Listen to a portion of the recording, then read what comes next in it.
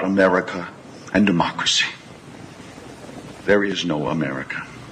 There is no democracy. We no longer live in a world of nations and ideologies. The world is a college of corporations, inexorably determined by the immutable bylaws of business. The world is a business. And I have chosen you to preach this evangel.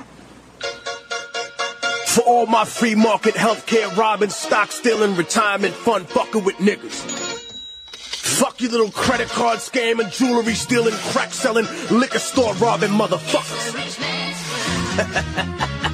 Shout to the homies, Carnegie, OG, Willie Randolph Hearst, Baruch, Rockefeller, the real Rockefeller, my main bitch Leona, pour out a little Louis XIII, Scott Rothstein, Jack Abramoff, hold your head, my real shop niggas, let's get this money.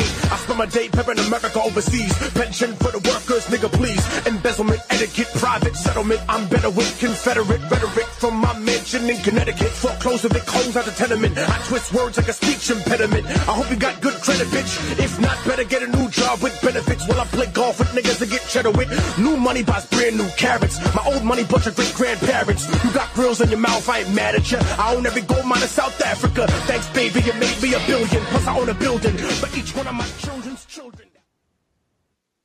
And we are live. Welcome to Voice Rebellion Radio. This is your host, Chris J. And this is a live show, not recording. This is actually me. And it is 9 o'clock Eastern Time over here on the East Coast. 6 o'clock on the West Coast here, Voice Rebellion Radio on the one and only UCY.TV. Thank all of you for tuning in to tonight's special. And it's quite a bit of news this week. Not for the good.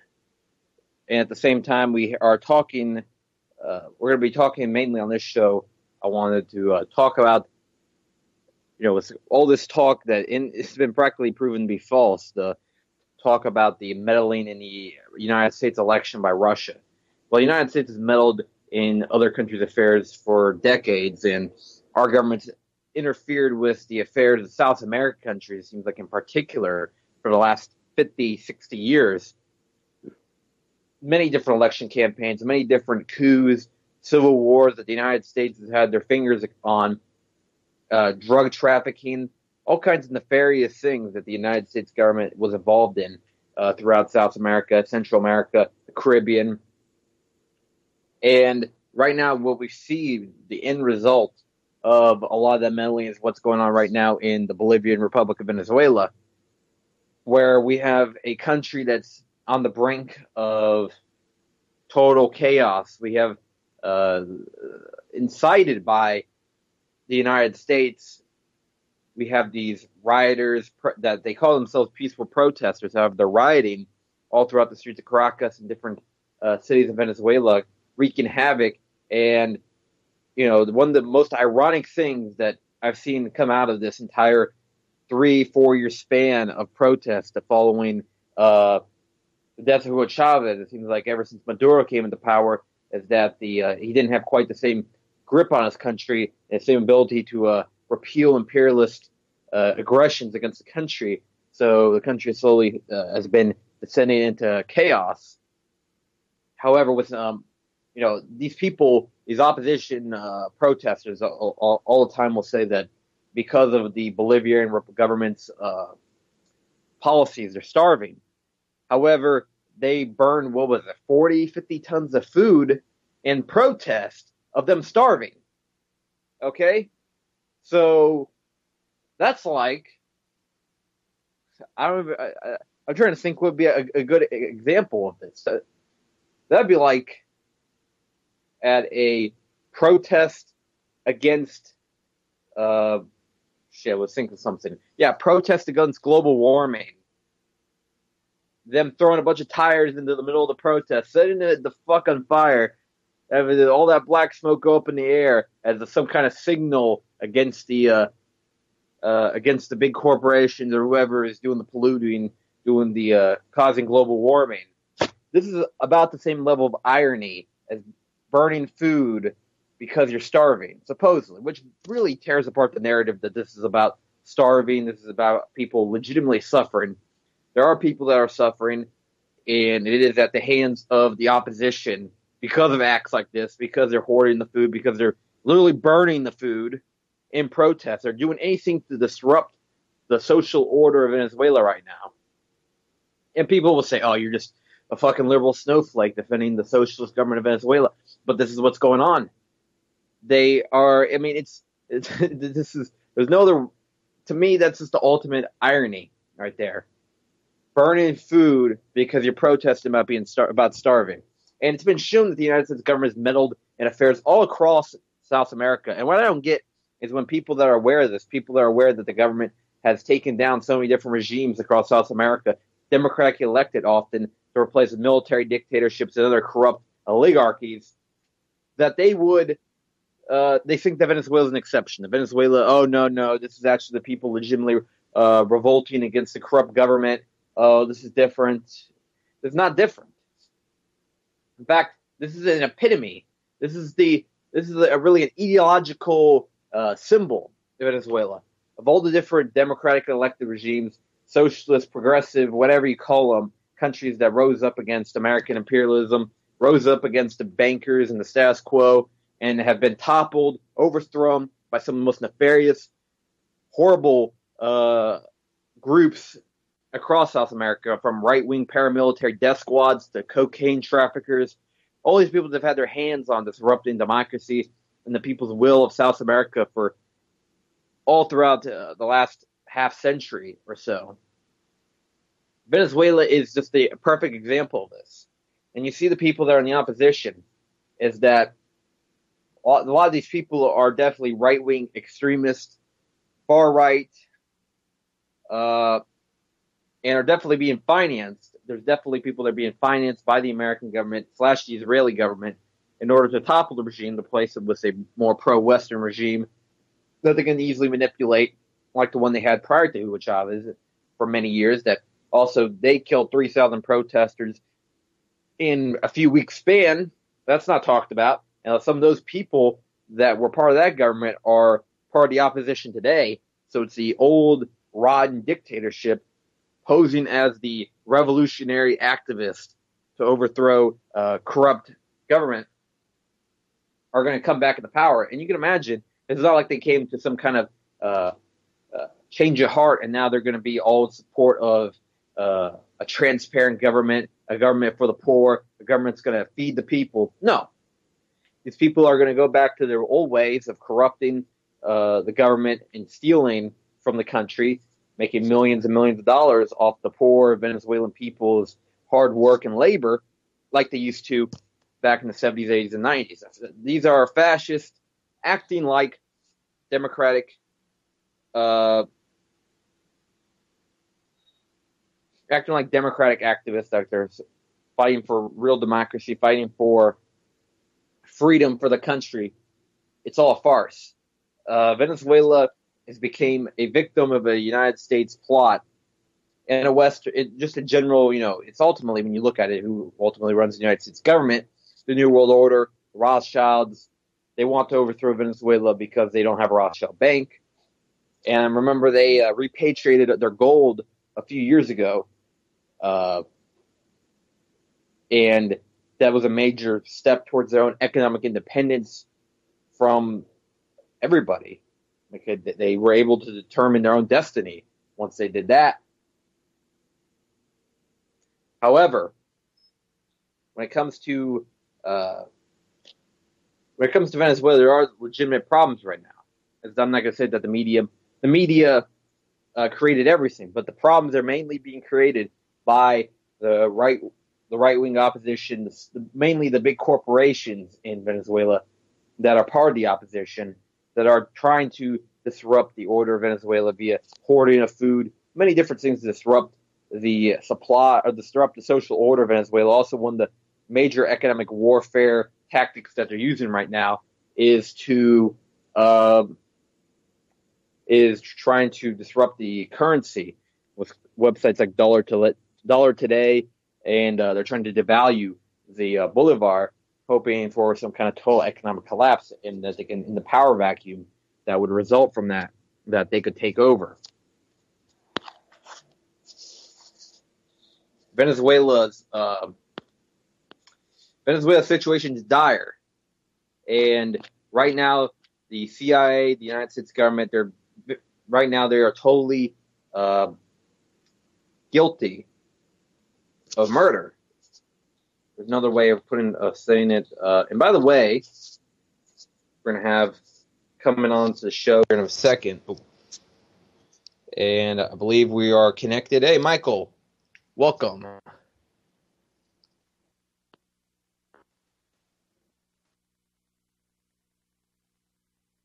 Michael, are you there?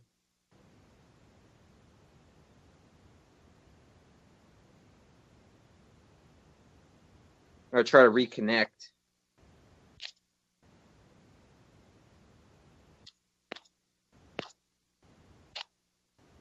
With Michael.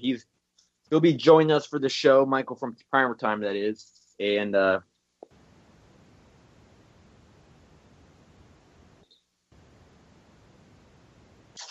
Tuesday at 9 p.m. Eastern, we'll be talking. Probably we'll be getting a little bit off topic as we get deeper into the show, as I'm known for doing, going off on tangents and whatnot.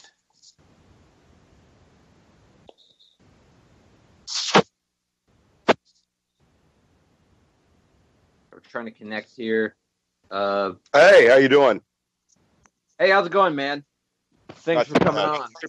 Sorry about the delay. Oh, it's fine. Fine. Yeah. So it's been a pretty busy week in the news. I mean, one of the major things that we've seen in the last week is that pretty much Israel has entered the war in Syria. They're striking practically daily now, and they're having a lot of clashes right there by the Golan Heights, Syria border.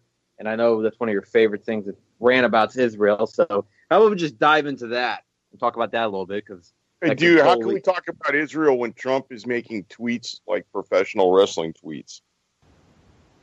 Oh, yeah, that's a whole different topic. I mean, crazy. That when I saw that, I mean, Donald Trump pretty much went down to the level of just your typical internet troller. That's with that CNN post, which, you know, it really presents the question.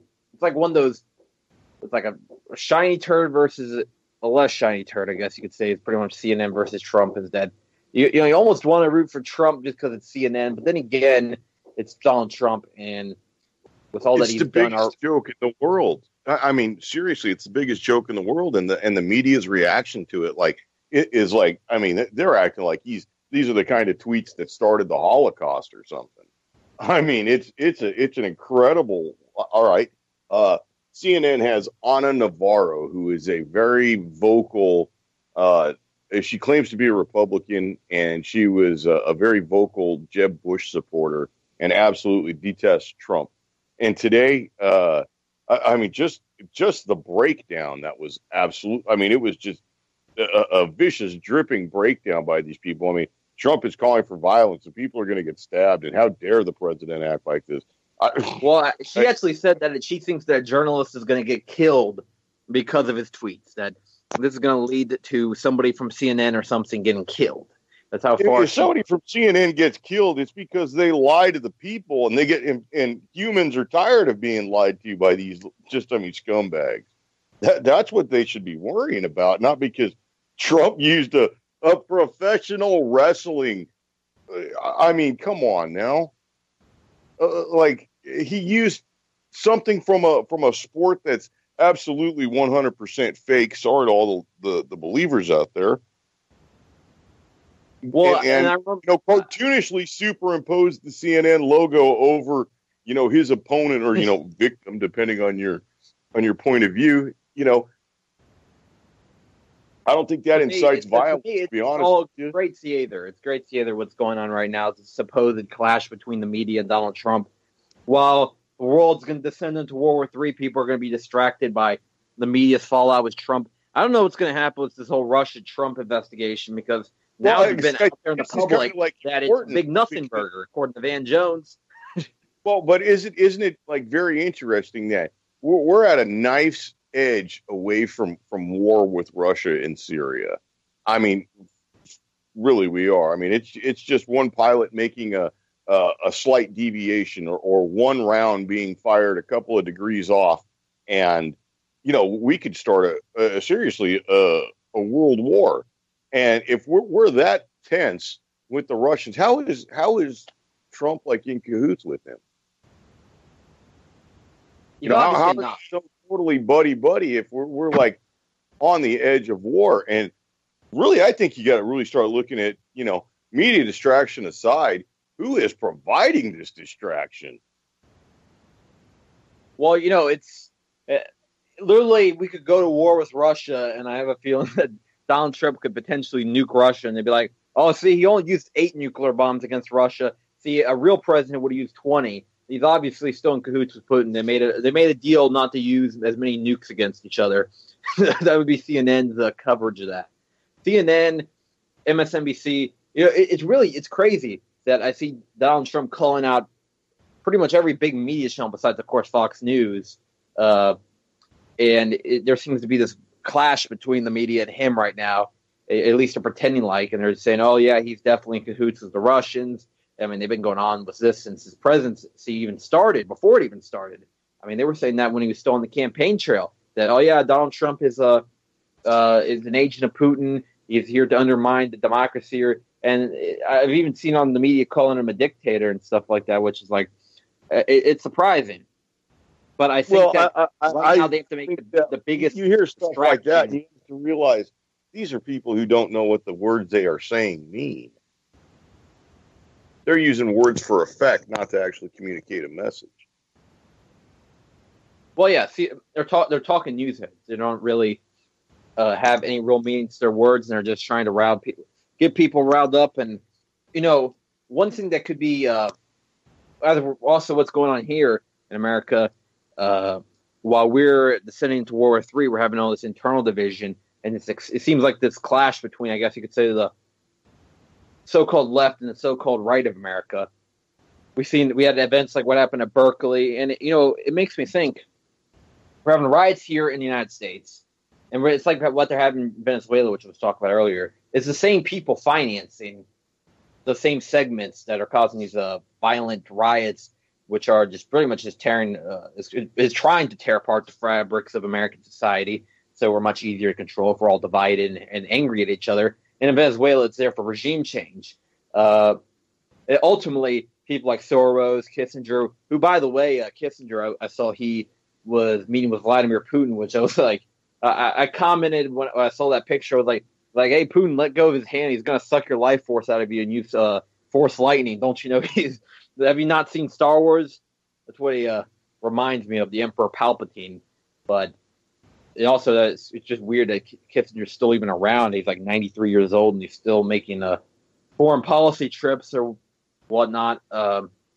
I think there's some serious shit about to break loose in this next 4 or 5 months. I've been calling it for a long time.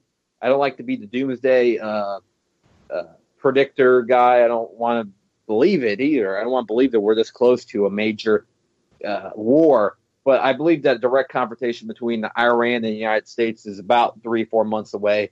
And it's not just me saying it. Cheney predicted it. Netanyahu, most importantly, predicted it.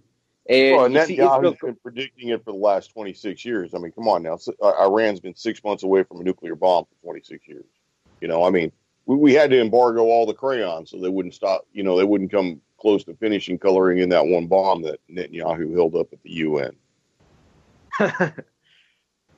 Yeah, that's one of the most classic. It's a joke. I believe that firmly outside of the United States, and the United States straight up, because we have a 100% completely Zionist-controlled media. It's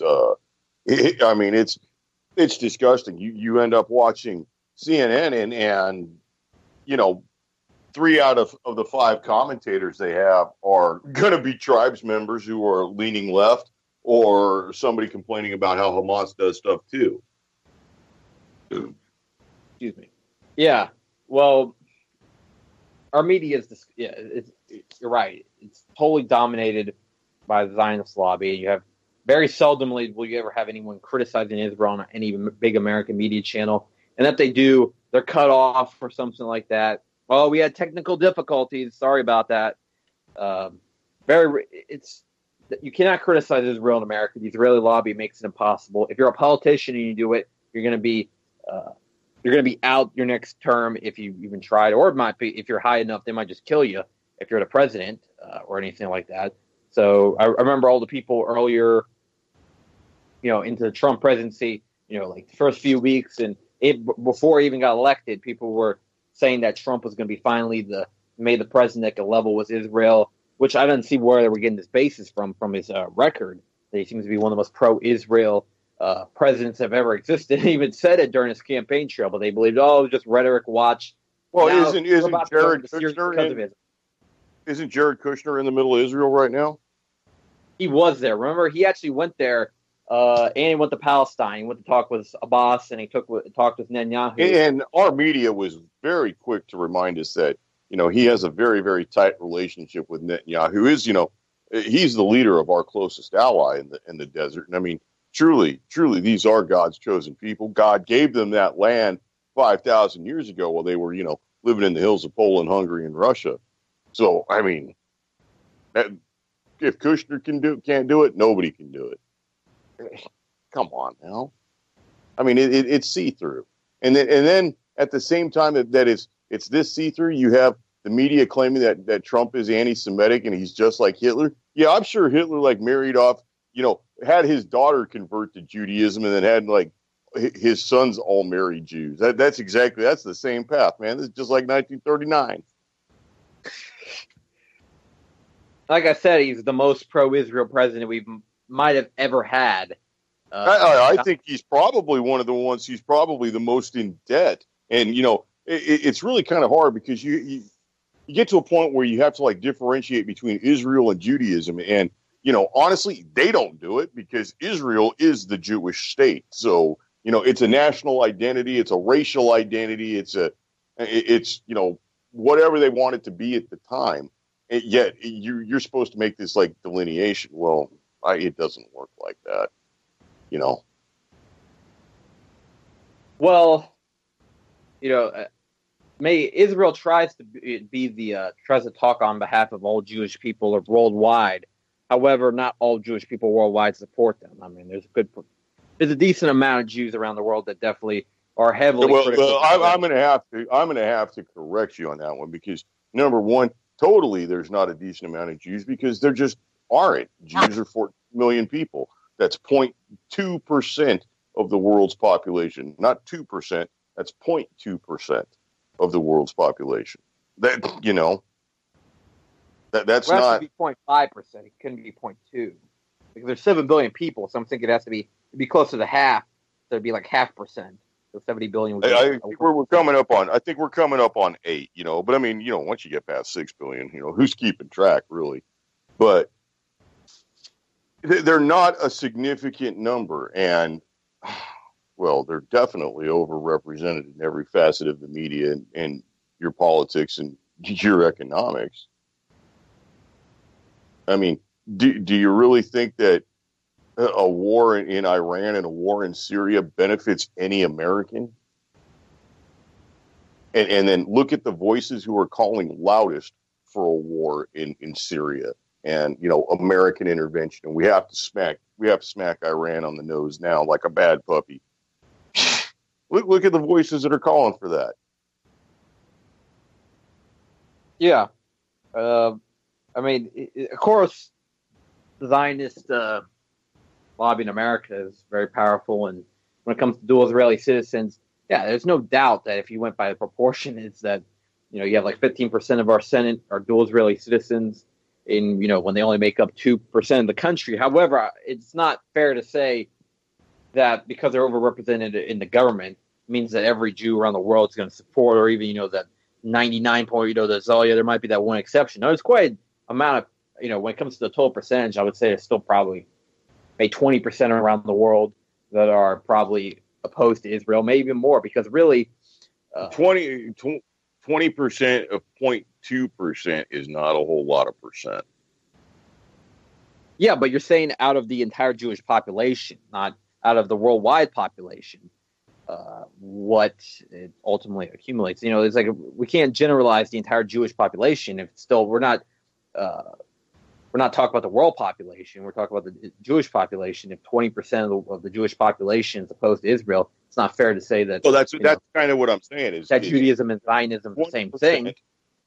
20% of that population, of that total population, doesn't come out to be a large number throughout, the entire world, and honestly, these are numbers when you start looking at, well, let's just take a look at the last 15 years, last 20 years of our nation. I mean, heaven forbid we go back to like 1990 and 1991 when we really started pounding the shit out of the Middle East. You start looking at the numbers of dead civilians right there, and Madeleine Albright having the gall to say that 500,000 dead Iraqi children was, it was a risk we had to take. It was for the good of humanity or whatever the hell she said. There's people that really feel that the ones making these wars should maybe be on the other end of that. And yeah, there's innocence, but I mean, that same argument of, the dead Iraqi children just had to happen. Well, somebody can make that same argument on the other side, And that's where it gets really ugly. It gets really, really scary. Well, we shouldn't stoop to their level, should we? I mean, I see what you're saying. Like, I'm not necessarily, me personally, I'm not necessarily worried about that stoop to their level thing, because if you don't stoop to their level, they're going to come in and submarine your ass. So, I mean, like, I firmly believe in, like, fighting fire with fire. When you're fired on, you return fire and with greater fire if you can. I don't believe in, like, fighting a prolonged and protracted resource and humanity depleting war. I say get it over and damn done with. If the fight is going to come, fight your heart out. Well, yeah, but if you, how I see it, if you stoop down to the level, and for example, they declare, like, for example, Israel was declare war on Syria or something like that, and officially, and Syria in response did what Israel's been doing to Syria for years, and bombing civilians and killing civilians, arming terrorists in our country. So in response, Syria now funds like the most extreme. They put all their money into the Palestinian Front for Liberation of Palestine, and they tell them to go just kill any Israeli that they see in sight. It's like, don't worry about it. Isn't that convenient? And bomb Israeli towns. Then yeah, but isn't that convenient for the narrative? Because I mean, we start getting into the anytime, and especially in like any kind of online commenting or anything, there's any kind of argument that brings up the safety of Israel. The very first response is, yes, but Hamas throws those rockets at us, and what would you do in America if Canada or Mexico bombed you with rockets? Well, number one, it's not necessarily like Canada or Mexico bombing us with rockets. It would be like Chicago launching rockets at like Detroit. Is really what it would be. I mean, it's an area totally within the nation, maybe surrounded by another nation on another border, but I mean, it's a part of their country. So it's not like this separate country, because they don't acknowledge them as a separate country. They're not a separate country. They're within the walls. Really, what it would ultimately be like, it'd be like an Indian reservation or something. All of a sudden, getting militant and firing rockets at the American population, I guess. And it would be like, let's remind everyone, these rockets that they talk about how deadly are and how unsafe it is to the Israeli people. They're like practically like almost they're homemade, very small rockets that very rarely even kill an Israeli. They're made with like stump remover and sugar and fence pipe or PVC or something. These are minimum technology rockets. I mean, these are not anything that this great big fear. They make it sound like they're being hit with like MX missiles or something. They're being hit with upgraded bottle rockets, really, in the end. And wait till they start calling the Palestinian women like human shield factories. That's the next one. Well, they already have that kind of language said in Israel. I've seen shirts. Well, absolutely. I mean, that's a well-established tactic. I mean, you have to even through our history, you look back at World War II and you look back at some of the propaganda used against the Japanese, and I mean, hey, you look at a picture of a Japanese person, or Tojo or Hirohito or whoever they were depicting, like Disney produced cartoons, and he looked like a rat. I mean, straight up, it was complete dehumanization, and really that's the only way you can do it is you got to humanize your enemy so your people will hate them, and they've done a very good job of that in Israel. Well, we did that a lot to not just Japanese. We did that also. Well, Russians. We do it to everybody. Germans. We do it to everybody. Also, the propaganda was circled around about the Germans in Russia was pretty startling. I mean, it was like kill the German. It was like no mercy for the Germans. Of course, we had our own propaganda that was also startling. But it came to all sides of it. There was no more treating the other side as people. There was no civility in World War II at all. I mean, it really is there in any war, but it was pretty much about the lowest that humanity ever got was World War II. And you see, people like to believe that we were the glorious, liberators, and we didn't do any wrong in the war. The Allies didn't do any wrong in the war. But you look what happened at the end, Dresden. You look what the Russians storming into Germany. Definitely wasn't great what they did to the German women, and all the other atrocities that were committed by Britain during the war. The United States. Well, yeah, I mean, it's very easy to lie about the war when you're the victor, and I mean, probably one of the biggest lies is that we had to nuke Japan twice. Because if we didn't, we'd have to invade. And we're looking at, I think the original number was 250,000 casualties, and by the end, it's pretty well now accepted that they'll say, oh, it would have been 1.5 million casualties, if we had to invade Japan. Japan was crumbling, and really, when we nuked Japan, it wasn't, to beat Japan into submission. It was a big, fat, red message to Stalin, is what it was. Look what we got, buddy. Back off. It was pretty much America putting the dick out on the table. Yeah, and we had the biggest one for a long time. Well, for like 5 years, and eventually the Soviets got the nukes, and then we ended up going into that arms race where eventually they had something that was, I forget how many times more powerful than the one that was used at Hiroshima, but the Tsar Bomba. They made big bombs, but they could make a lot of them. And that's where you start getting into something else that's really interesting. And you get into the period of the Cold War they called the missile gap, which was, they're talking about the Russians. They're building bombs and they're building jets and they're going to be here in a half hour. And we're just completely behind the times. And in reality, all those numbers were fudged, and the Russians didn't have, or the Soviets didn't have 1/10 of the capability that they were projected to have. And in that time, boy, war is always good for the economy, but, a massive arms buildup like that is probably really good for the economy too. And I mean, the Cold War and especially the missile gap period, that was, commensurate and correlates a lot with a period of astronomical growth in the United States in the post-war years. I mean, just a big boom that nobody else had. So, I mean, once again, who scores? The money man, right? The banker in the end always wins, and right. That's what. Shekel for the good guy, you got it right. And here we are at Voice Rebellion Radio, where always when Michael comes on the show, there's probably people here it's like, oh, he said the word goy, I'm tuning out. Nope, the show's too fast on me. I mean, sometimes ugly things are just ugly in your head. I mean, it's the truth, and no matter how you may like the truth or dislike the truth, it's going to be the truth. I mean, I guess that's kind of like a problem we have today, right? In society, it's like truth is completely subjective, and truth is what you want it to be. I mean, just to me, something that's blatantly obvious. You're born with male genitalia, but you want to identify as gender fluid, whatever. That's all right. I mean, I guess that's how you feel, but it's got nothing to do with how it actually is. Every time that, every time those, I see on Facebook and people talk about all these, now people are identifying as all these crazy genders now. It's like, oh yeah, there's unlimited genders. what comes to mind always is it's like, I sexually identify as an attack helicopter. The attack helicopter is totally funny.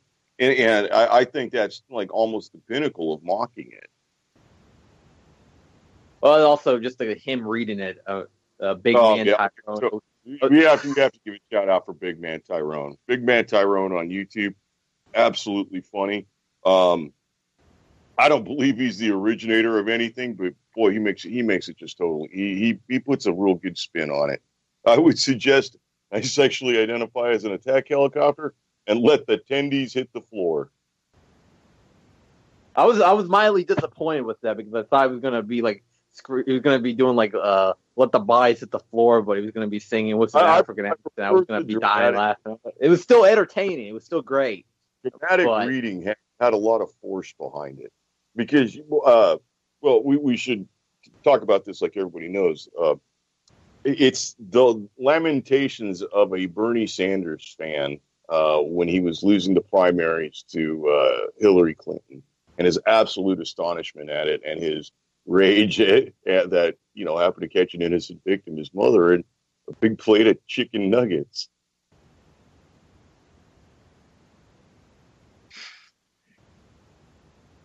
I don't know, man. I don't know. Just his whole channel of Big Man Tyrone. His laugh.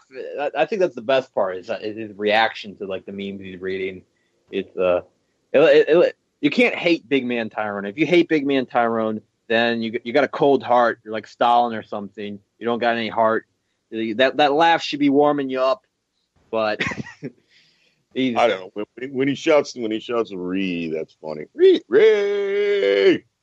Yeah, no, I think it's just I think it's an excellent mockery of this perpetually offended media that needs to and when I say media, I don't mean just CNN, MSNBC, or whatever's on cable or anything. There's the whole internet and alternative media as well.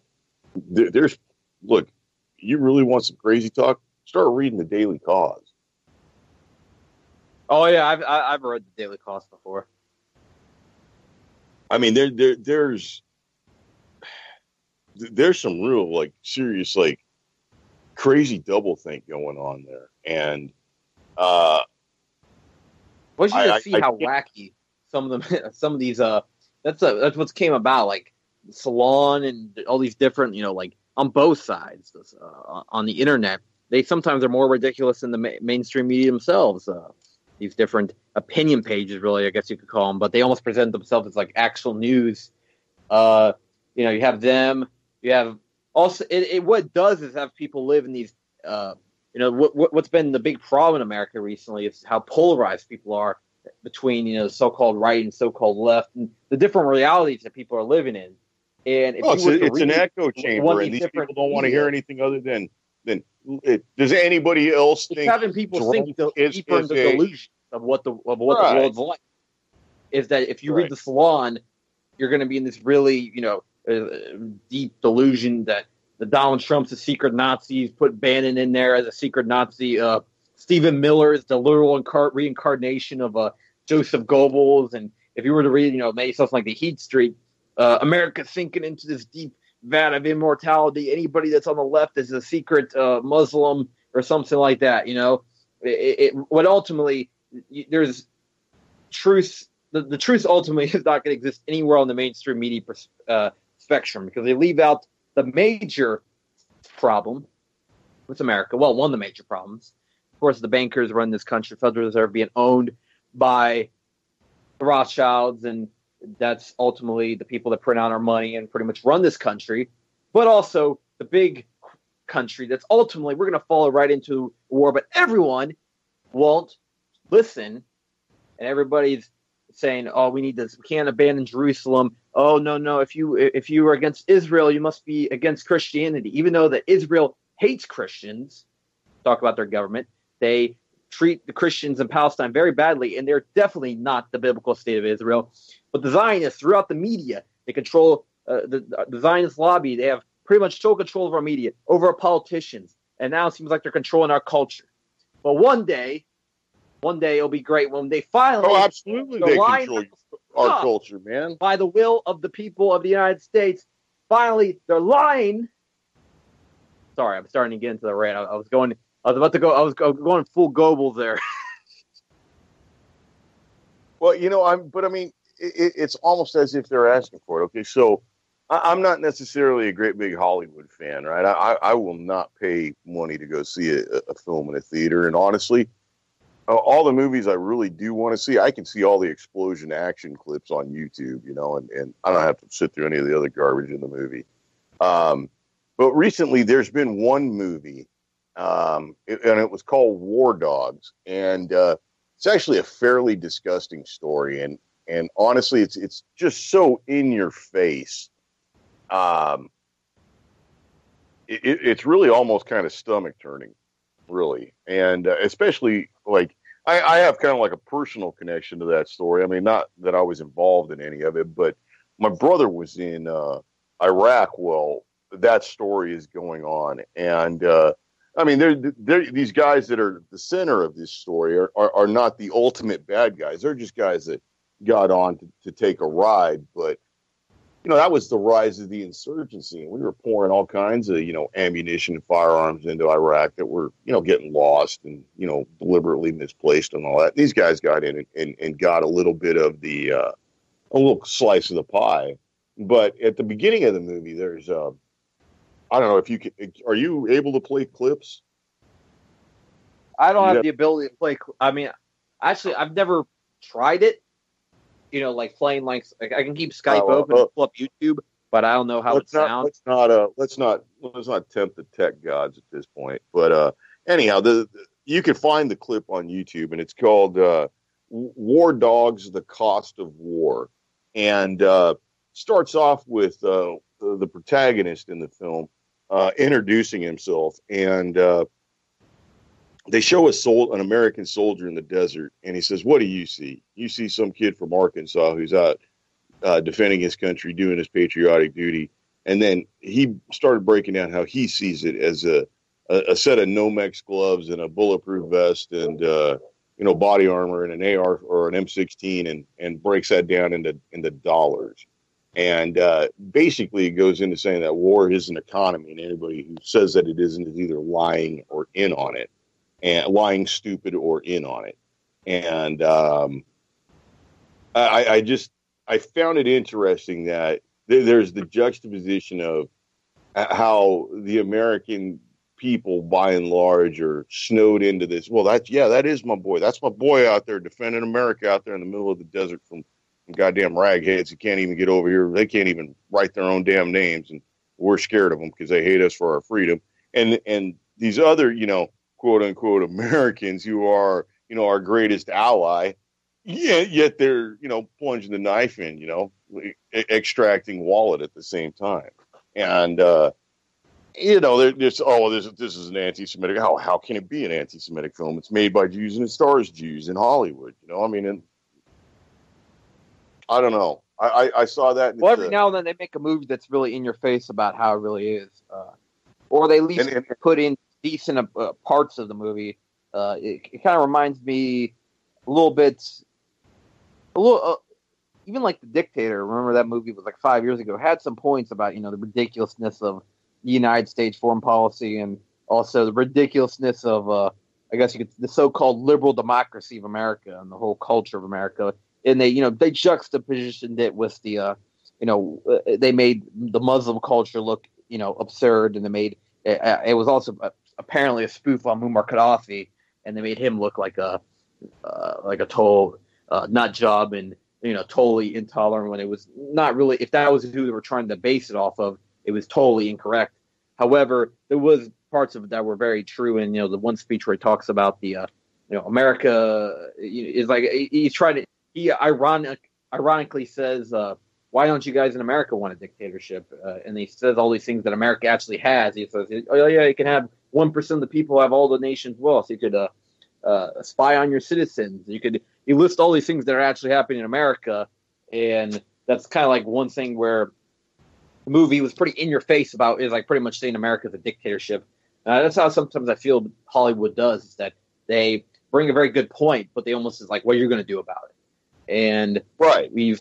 It's almost, they're almost daring you to act because, well, in the end, the powers that be, the powers that control the violence, the power seriously that have the monopoly on violence, the powers that have the monopoly on the hypnotizing, the only thing they know how to react to is you being violent. That's the only thing they can.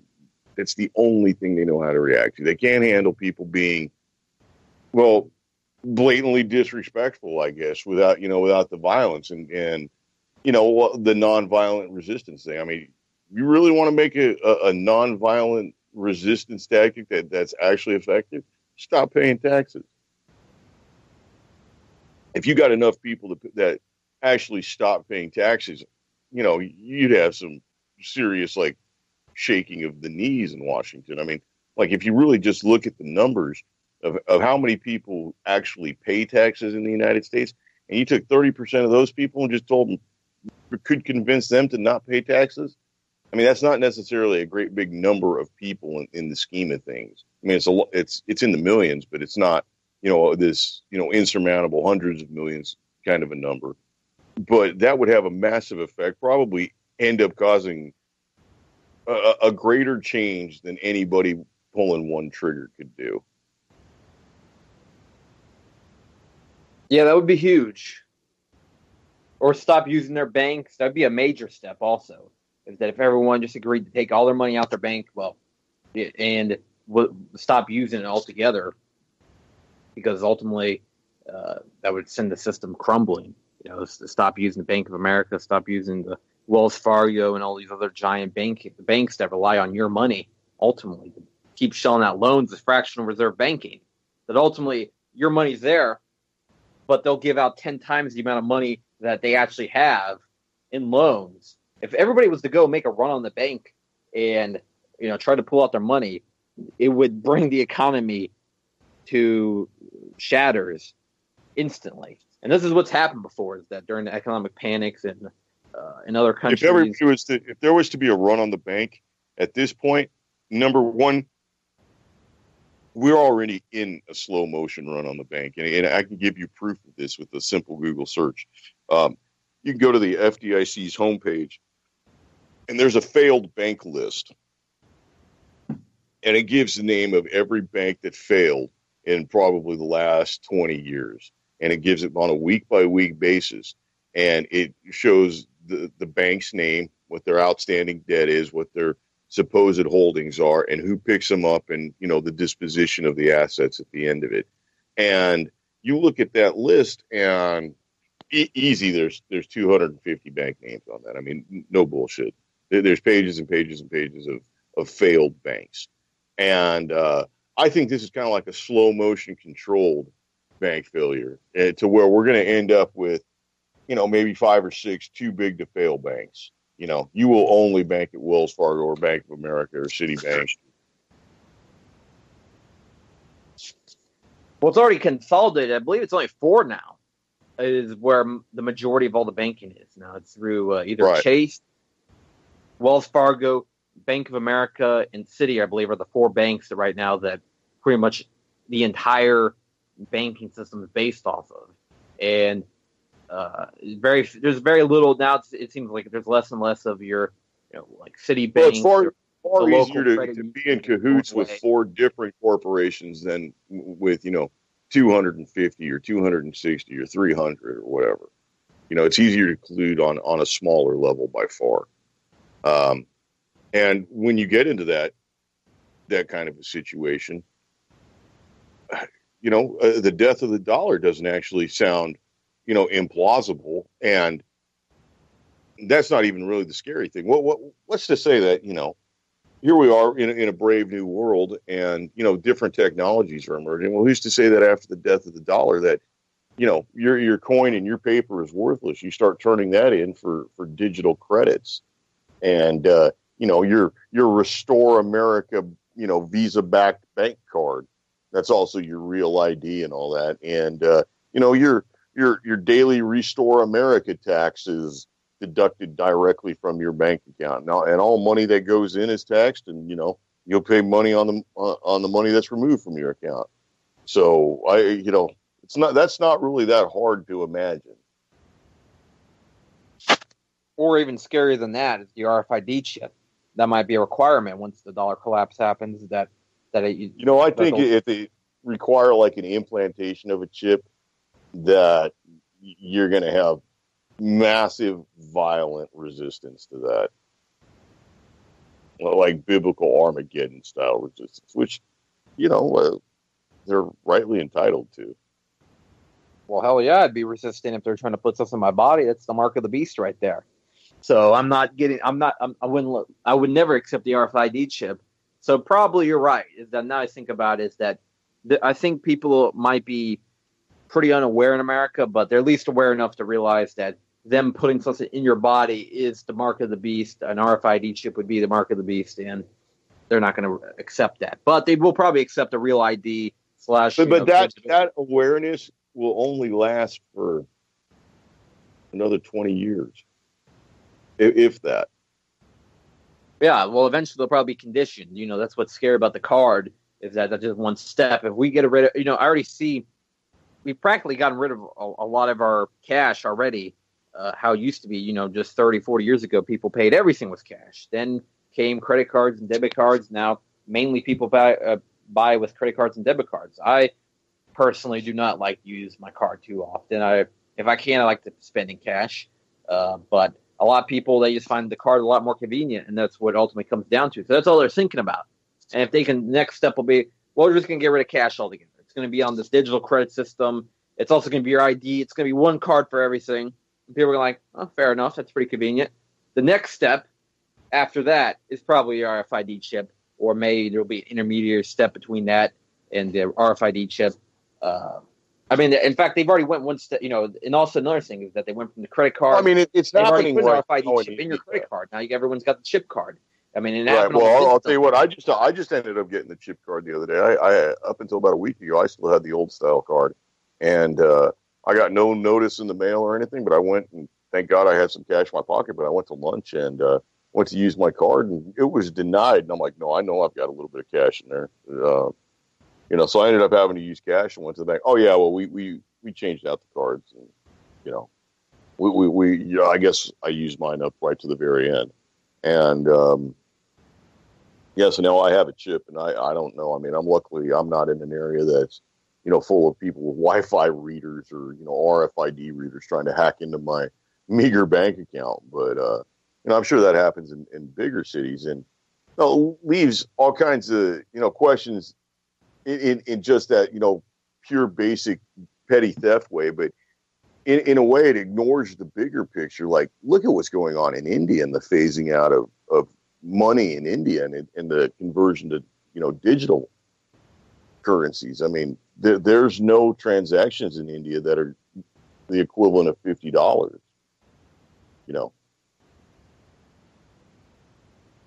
Well, yeah, and that, like I said, is that they're moving towards it. They do have the RFID chip. It's gonna, for a lot of people, it's going to be on them constantly because they have the credit cards on them 24/7 in their wallet right there. Also, you have they have GPS technologies on your phone.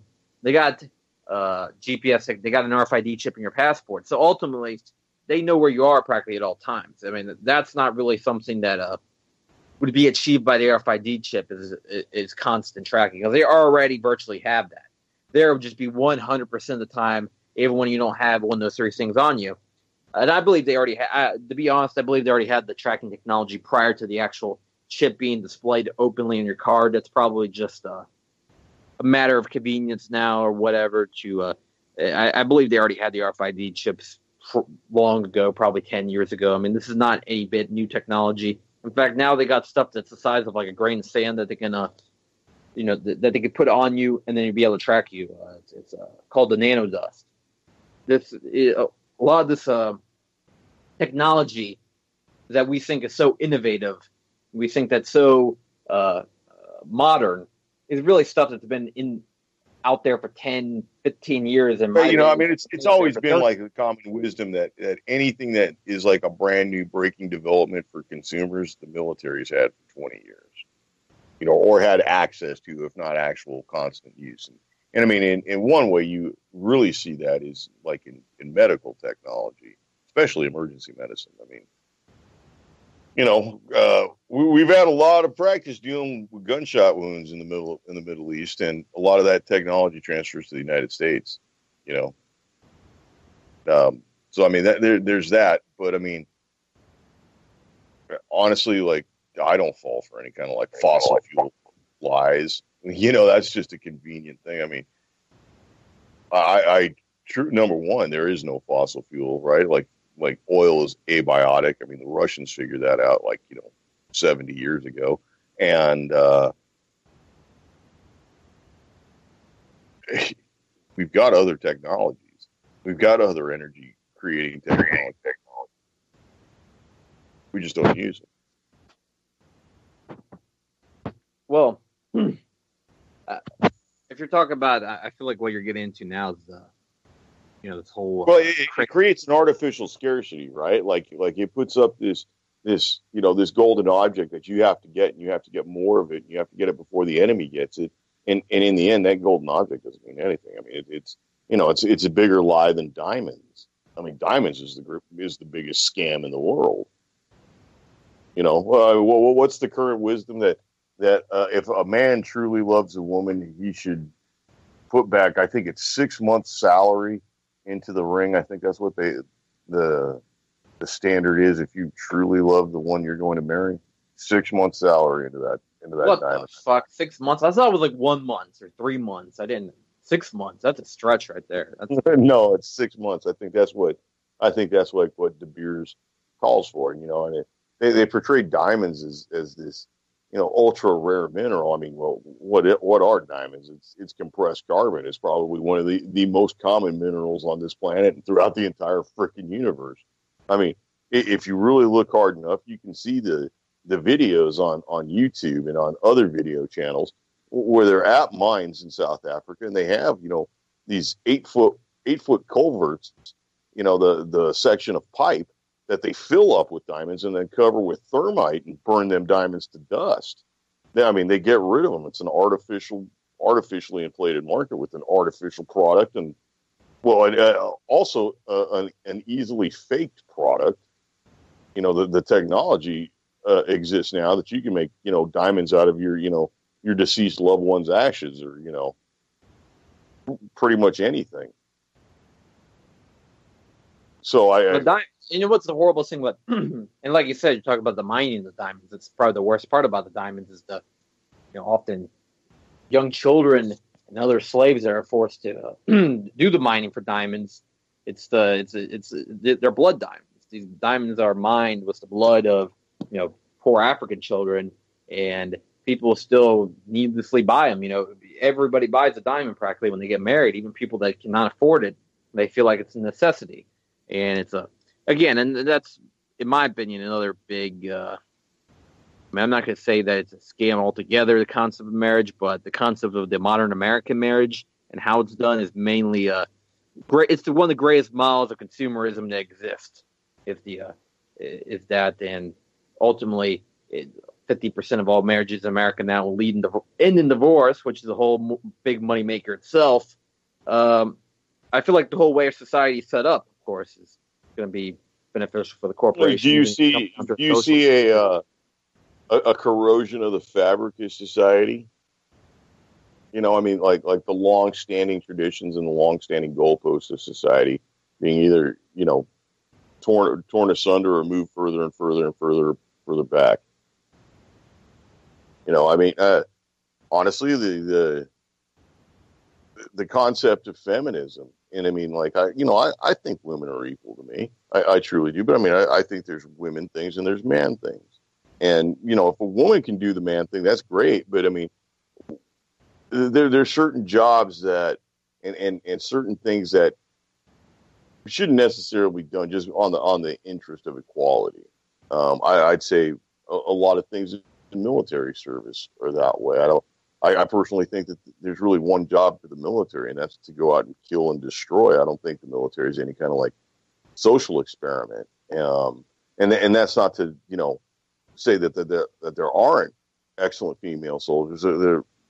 All of them are, but a woman just doesn't have the same upper body strength as a man. Doesn't have the same endurance as a man.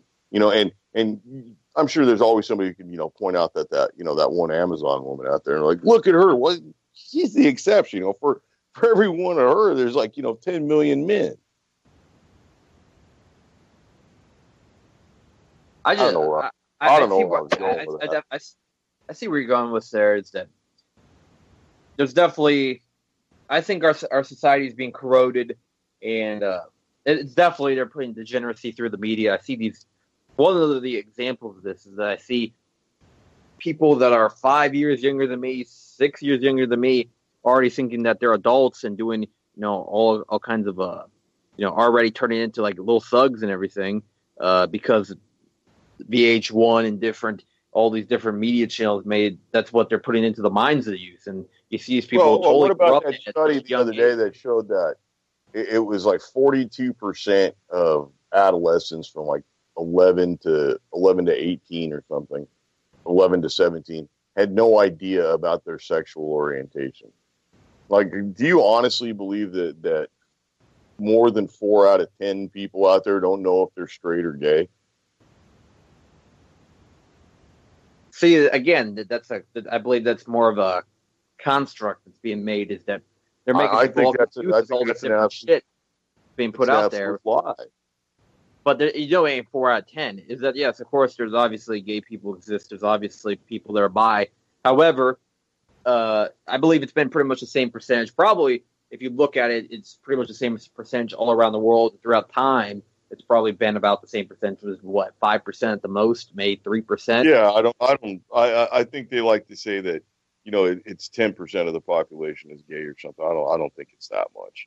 I truly don't think it's that much. I think maybe more than 10% thinks it's like the trendy thing to do, or it's kind of cool to be gay or whatever now, or having a transgender child is like the modern BMW or something. It's the status symbol, but once this like hype kind of gets old, I don't think these numbers are gonna these 42% numbers are gonna bear out. I mean, if they do, that means we've just like decreased the amount of baby makers in the world by a significant portion. Well, like you said, yeah, I don't think that the numbers right now. I think it's been what is happening. I mean, like, really, if we think about it's practically like almost like an oppression Olympics out there. That people like, well, I'm. It's like I'm trans, so that means that I'm more oppressed than you, a black person. It's like, well, I'm a black trans disabled veteran. It's like practically nowadays everybody's wanting to say that they're more oppressed than the other person. Well, and then the question it's ridiculous. It's like really people don't realize the struggles that these different populations had to go through in the past. Yeah, but it's not a struggle. It's like this first world fake struggle. Straight up on it. You don't hear about, China's burgeoning, gay population or anything like that.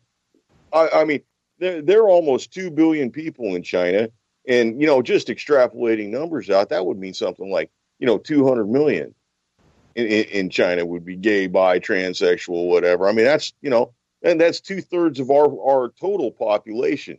Those numbers don't bear out.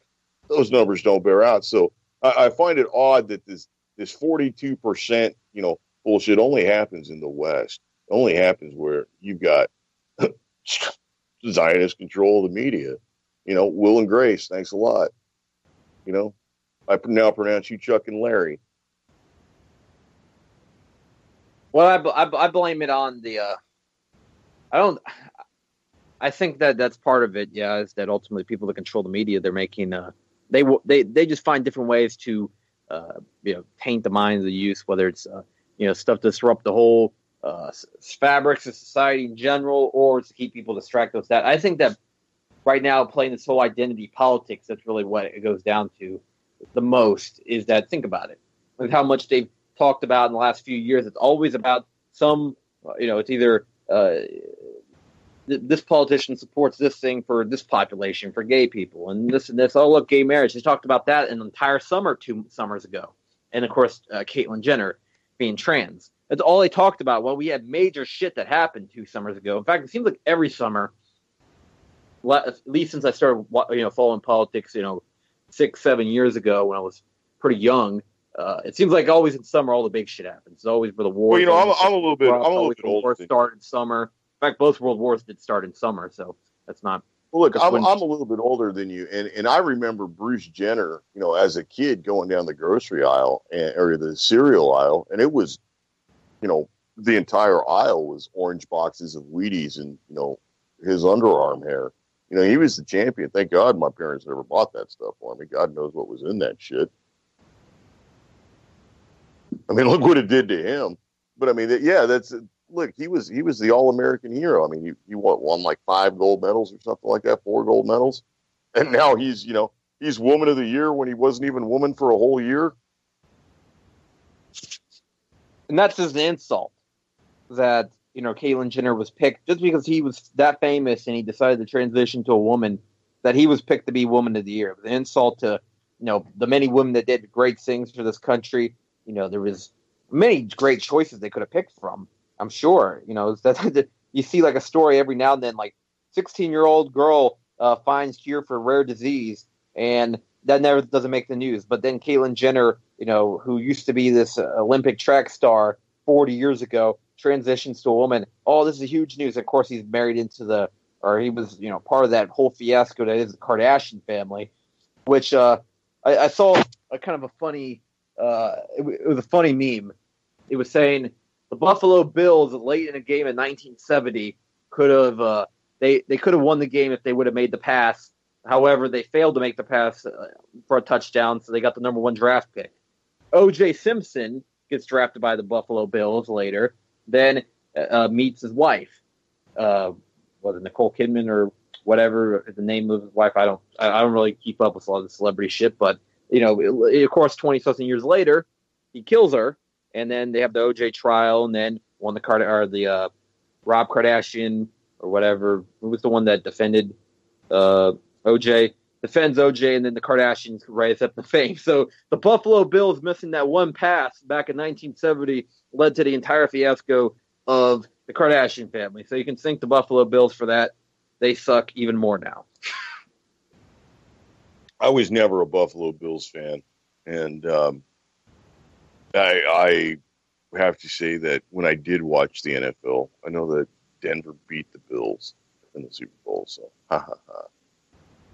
But I'm not necessarily I haven't been a football fan in a long time.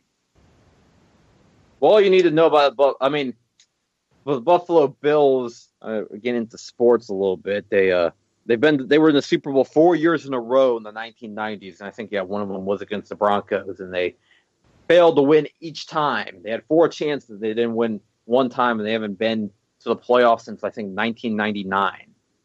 So they haven't been to the playoffs since I was 1 year old. I'm almost 20 now.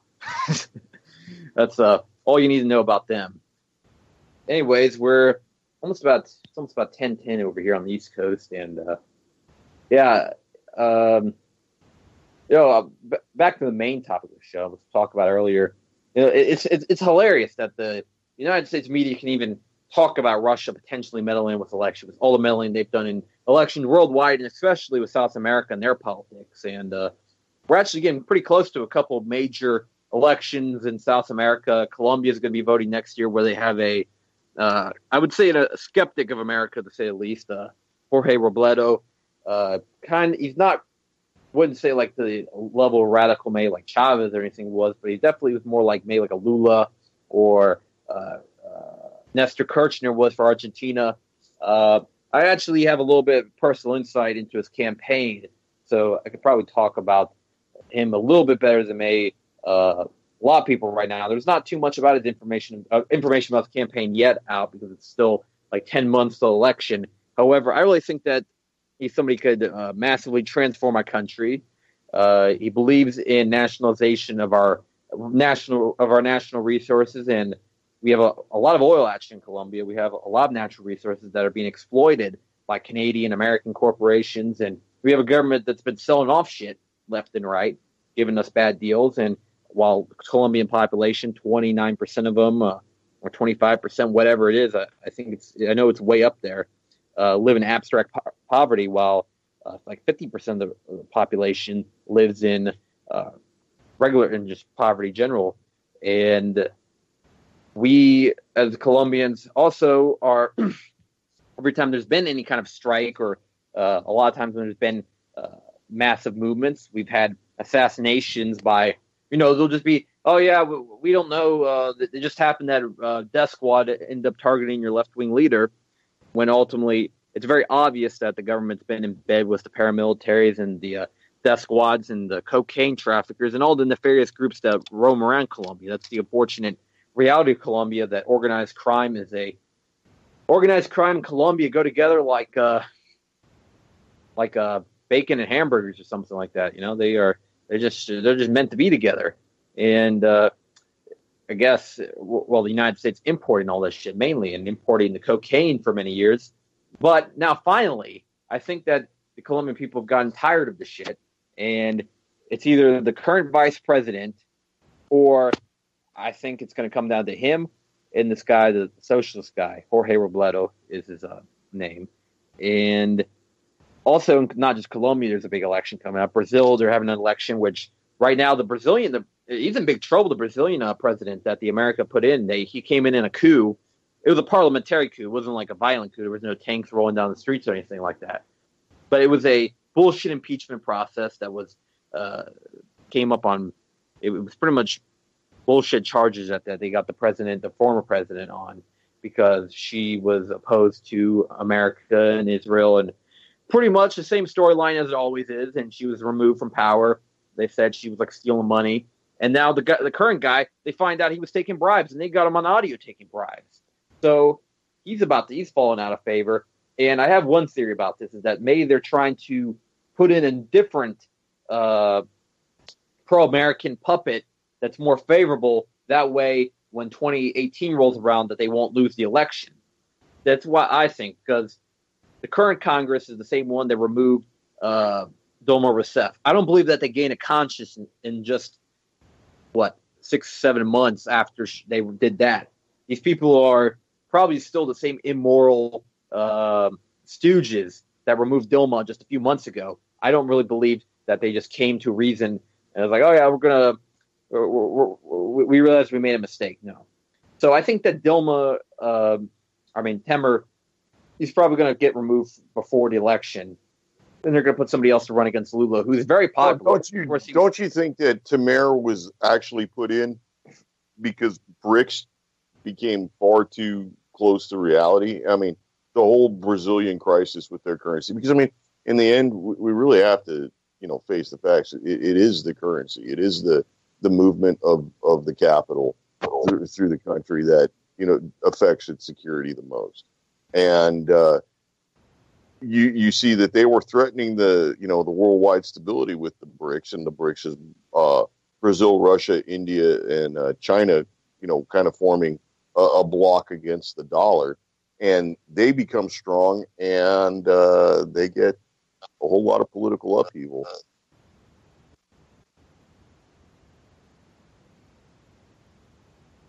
I mean, it's the same kind of way that it happened with Gaddafi and the Pan-African dinar. He put together 150 million tons or 150 tons of gold, and was going to have an actual gold coin floating. And next thing you know, he's the greatest threat to humanity, and we gotta kill him. And then we recognize the brand new Libyan state like 6 hours after they create a brand new central bank. It's completely see-through. Well, the difference is, though, and I think that what's happening now in modern times, it's very interesting, is that their plans used to work and people didn't question it so much. But now people don't fall for it as easily. And I think that what we're watching right now in Libya, and we're actually, what I've read in Libya, is that it looks like there's a possibility that we may see a return of potentially the Green Libya government, which was the government that Gaddafi had. And actually a lot of its former supporters are back out and fighting. And it looks like they might actually be the ones that take over that power vacuum that is Libya.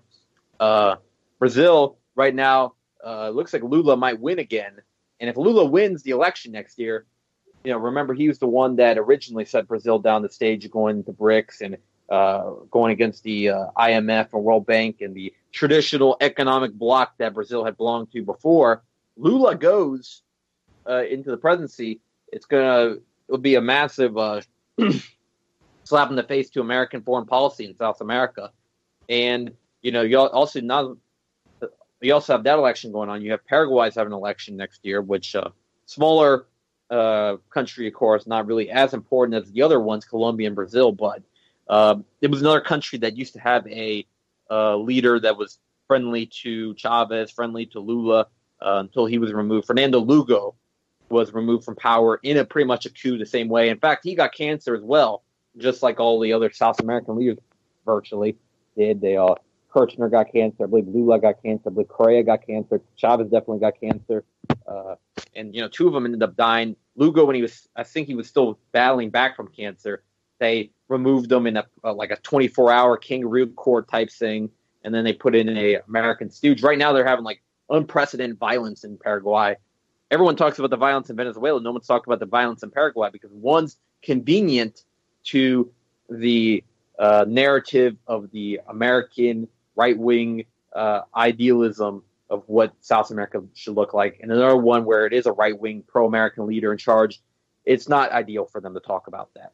So you have Paraguay, you have this, unprecedented violence with criminal gangs running around and everything. It's not even being reported on the media. Brazil, with the election that might be coming up soon, these people are fed up already. Temer's more unpopular than Dilma ever was.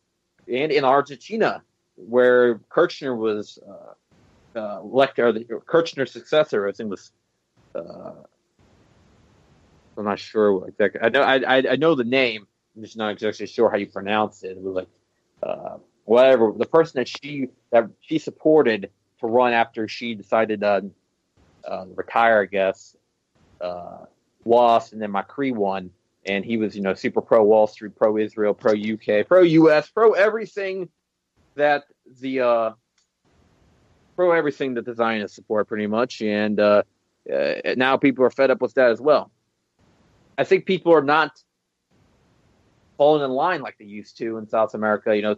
For 20, 30 years, people became victims of Operation Condor and were killed by the different regimes supported by the United States. You had the Venezuela. Would you say that's with an increased amount of the flow of information? I mean, we see that, a lot of what we used to consider like Mexican TV is quite expansive. It's no longer just like commercials for local meat markets and novellas and fat removal commercials. They've got quite a bit of influence, and that influence is spreading. And as that message gets out, I mean, I think it's almost natural that people see and see that there's other people going through the same mess they're going through, and they react. Maybe get enough people together. I think that's just a part of the natural progression of things. Well, yeah, definitely, because we're living in a different age. And, unfortunately, a lot of those people in the 70s and 1980s that were victims of Operation Condor, they lived before the internet.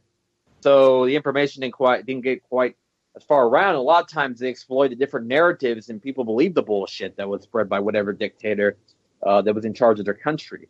And, you had in Brazil, you had dictatorship in practically every South American country. I can describe that there was a very awful dictatorship that ruled at one point or another. Brazil, Uruguay, Argentina, Chile made the most awful one, which, a little tangent here I'm going to go off on. I don't see, and I still see, going on and on, these people, people that claim to be about liberty, claim to be about the free market, but they idealize Augusto Pinochet, who was the most anti-liberty leader that ever has existed in South America. He was a fascist, awful leader that also led this country into major economic woes 2 or 3 times. He was not a free market supporter. He rigged the market for him and his buddies, and they got very rich while he repressed anyone that opposed his regime. He was there 18 years without elections. Sounds very democratic, sounds very libertarian, right? So I don't see why these people that claim themselves to be libertarians talk about, it's like, oh yeah, Pinochet was awesome, or oh yeah, we'll throw you out my helicopter, you commie. it's like, you know what? If we're gonna play this game, then shit, I'll use my RPG supplied by the Soviets to shoot down your helicopter, you fucking fascist. I mean, it's well, you know, but I think a lot of that that's just to get you to go, right? Because I mean, seriously, you get into the meme warfare thing, and you start seeing like what the left puts out. It's completely inefficient and substandard compared to what, you know, you could say that the right puts out. And what the left ends up putting out are things that end up being the most outrageous thing that they claim to firmly believe in. And whatever it is, you know, I support the right of 6-year-olds to choose their own gender or whatever the hell, you know, that kind of stuff. But yeah, you're going to see like the helicopter memes come out as an absolute like response and reply to that. You know, I mean, it's just joking. I don't think that anybody's truly like a Pinochet fan. You know, I mean, other than the rabid anti-communists. You know, but those guys, honestly, a lot of those guys, you know, if the wind changes, they become, you know, dedicated Marxists. Well, that's what it's kind of a flash in the pan. It's what's cool. However, most of the people that probably do post about the helicopters are probably just following a trend. It's like, you know, it's like the whole the left's got their own trends. In fact, that they're, you know, just joking about, you know, like, for example, I've seen, like you said, the most ridiculous thing that can come out. They can support, or they'll say like, oh yeah, I support automated gay luxury space communism or whatever. And of course, it's just them just trying to be funny. That's like the left wave. The whole memeing thing doesn't have any real rhyme or reason to it. Trying to find rhyme and reason in memes is like, there's not going to be too much often, just for the hell of it, even when it's political. Sometimes, of course, like how I'll use memes, it's for political and actual, you know, every now and then I'll just throw something in there just to be hilarious. I'll find something hilarious. It's like, oh yeah, I'll repost that, even though I don't really believe the message that's being posted by the meme. There are definitely, unfortunately though, there's been, you know, one of the major libertarian icons, Milton Friedman, was a supporter of, I believe he was a supporter of Pinochet in the school. Yeah, he was a supporter of Pinochet in the School of Economics. The Chicago boys were actually pretty much what made up his economic policy. So ultimately, these people that were so-called libertarian free market economists ultimately helped make an economy that was definitely not a free market. It was rigged for the rich of Chile to get even richer. Really, it's funny is that a lot of times people will say, well, capitalism in its truest form has never been tried, but they'll also say that we need a system like Chile because that was pretty much capitalism in its truest form. And I'll agree with the first statement. Yeah, capitalism, you know, the way that free market, no government interference whatsoever, hasn't been tried at least in the last 50, 100 years probably. I believe it definitely exists. I think early America was pretty close to that in some regards. It definitely was taxes, so it wasn't, of course, its truest form, but it was pretty pure capitalism at first. Then it turned into corporatism as the biggest dogs eventually ate the other ones, and then, you know, people like Morgan, Rockefeller made the Federal Reserve, and then at that point it became corporatism, which is a separate economic policy or economic system, in my opinion. You know, it's like corporatism's a perversion of capitalism. I guess you could say it's like similar to like it's kind of similar, made to socialism, to communism, or something like that. Is that it's ultimately a lot of people say that communism is always going to be. Well, it's like an oligarchism. It's the upper elites. It's the elected elites and the corporate heads making the decisions that really just benefit them. And well, America's definitely 100% oligarchy at this point. You're right. And we have a few oligarchs that are ultimately in charge of everything. And we've seen also one example of this, of pure oligarchism was the 90s Russia, where everything was for sale and the oligarchs literally ran the country. Well, and the mafia as well. But the oligarchs and the mafia of Russia are practically the same entity. And in fact, when people talk about a Trump-Russia connection, first thing that comes to mind is, yeah, he's probably connected to some Russian mobsters, Russian oligarchs, of course, but that's nothing new. Bush is connected to Berezovsky. You know, America's connection to the Russian oligarchs went on for a long time. Right, and really, that's the thing. If they really want to push like a Trump and Russia connection, you don't look at his connection to Putin or anything like that. You look at his the Russian mob. I mean, seriously, he was a casino magnate, and during the meltdown in 2008, he took out a great big huge loan that was not from banks, and so. You're a casino magnate in New Jersey. How do you get your trash taken out if you don't have some kind of deal with the mob? And in that area, it's the Russian mob. Brighton Beach. That's exactly where it's at. And number two, who do you borrow the money from? Those are going to be Khazars, and in that area, probably Russians. So I mean, that's what they want to nail. That's the way to nail him. I mean, there ain't nothing with him and Putin, but that's the third rail. You can't talk about that. Well, you don't want see that's a rabbit hole that they don't want to go into the media, because you start talking about who the Russian oligarchs are, you start to see a common trend. You start to see a common trend between the Russian oligarchs, and you start to ask, well, who were they before 1991? And then you start going way back to 1917, and then you look at those people that were in the Russian oligarchs, the same class, the Russian mafia, are ultimately leftovers of, and this is where the red pill starts to come in, Bolsheviks. Right. Bolsheviks are the Russian oligarchs of today are pretty much just a degenerated form of the people that killed how many millions of Russians during the Civil War, how many millions of Russians during Stalin's purges, ultimately. I mean, people like Kaganovich, people like Trotsky, of course, that was the leader of the Red Army. And they have one thing in common, and this is where it starts to get the controversial side, is that a country that was predominantly Christian, but yet these people of this movement were predominantly of another religion, a religion of a more Middle Eastern origin, from Israel, you could say. These people were ultimately mainly Jewish, and this is not, I'm not even saying anything from, people are like, oh, you must have got that from the Daily Stormer. I always knew you were a Nazi, Chris. No. This you got that from Vladimir Putin said that 85% of the first Soviet government was Jewish. All right, well, if you really want to get into it, a simple Google search will just type in Zionism versus Bolshevism, Churchill, and you're going to see that Winston Churchill brought up this exact same argument back in 1934. So, I mean, it's not a secret. It's definitely not. It's a very poorly kept secret that the Bolshevik Revolution was very disproportionately a Jewish movement. And in fact, and then ultimately you look what happened afterwards and how Christianity was suppressed later. And also a little fun fact about, and of course anti-Semitism is wrong, the hatred towards any population is wrong.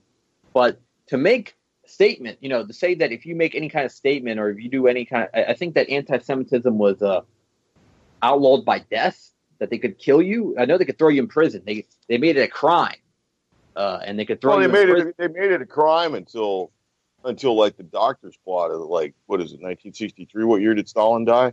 53. Was it 53? It was right up until that time, and as soon as Stalin's kind of came to the realization that everybody around him was had a focus other than what he wanted it to be, then it became okay. So, I mean, Stalin's just as guilty as the tribe is for, the shenanigans. He used them too. Well, I feel like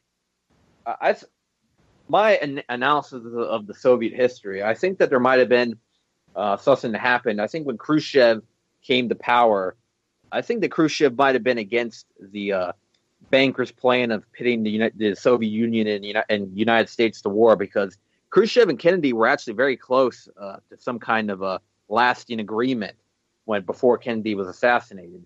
And it's weird how both leaders on both sides of the Cold War, when it was about to stall out, that both leaders fell out of power one way or another. Kennedy was shot, and Khrushchev fell out of power in disgrace after really wasn't anything that he did wrong. They just said he was weak and wasn't fit to be leader, and they throw him out of power. Isn't that a little bit odd? And then Khrushchev, by the Soviet elite, by the Soviet, the Politburo and everything like that. Well, he was kind of pursuing a plan that was not necessarily going for the total confrontation with the United States. And I mean, you really want to start dropping the red pills and all that kind of stuff. You start looking at who financed the Russian Revolution, how much money and how much gold did they put into it. They were American banksters and they were German banksters. And there's a great big amount of money to be made in not only the war, but the build up to the war. And then remember, the greatest benefit of the war is that it kills off the warrior class. And by the warrior class, I mean the ones that represent the greatest threat to the ongoing system, the ones that would rise up and lead the resistance to, you know, the current oppression. Well, hell no, go out and send them to die in Afghanistan, or melt their brain in Iraq and then bring them home and tell them that they're heroes, and you're still in control and you're still making the war. Well, yeah, ultimately you have people like Jacob Schiff, who was known to be very against the Tsar. He ended up putting money into the Bolshevik Revolution. It's a pretty well known fact that there was definitely help from Wall Street towards the Bolshevik Revolution. Even though that people think, well, communism, a proletarian movement, a movement of the poor rising up, why would Wall Street ever fund it? But it was over regime change, and it's very similar to many of the other regime changes that have happened over the years, against like Gaddafi, is that funding these really unpopular rebels. I mean, the whole idea that the Bolsheviks were supported by the masses, that's just kind of a misnomer. The Bolsheviks weren't really that widely supported, and the Tsar had a pretty considerable amount of support from the regular people of Russia. However, they gained support later, of course, and then ultimately by force became, universally supported throughout Russia. When they took over the entire, when they took over everything practically in the 1920s. But the Bolsheviks were not a popular uprising. It was more like a mercenaries that were funded by Wall Street and, probably Britain as well. In fact, I believe, one of the people that warned of this happening and knew that something big was about to happen was, this is what I've heard, is that Rasputin had pretty good knowledge of of what was coming, or he sensed something like that, and then he got killed in 1916 before anything had actually really happened. Then in 1917, the Tsar was overthrown. Then the violent years would happen later when the Bolsheviks would take over, and then the Russian Civil War ensued later. And we all know what happened throughout the Russian Civil War. 4 million Russians were killed in a matter of just 4 or 5 years in a absolutely brutal, horrible war. And later, we have the purges and the destruction, the destruction of Christian Russia. And the Christians were persecuted, the churches were destroyed.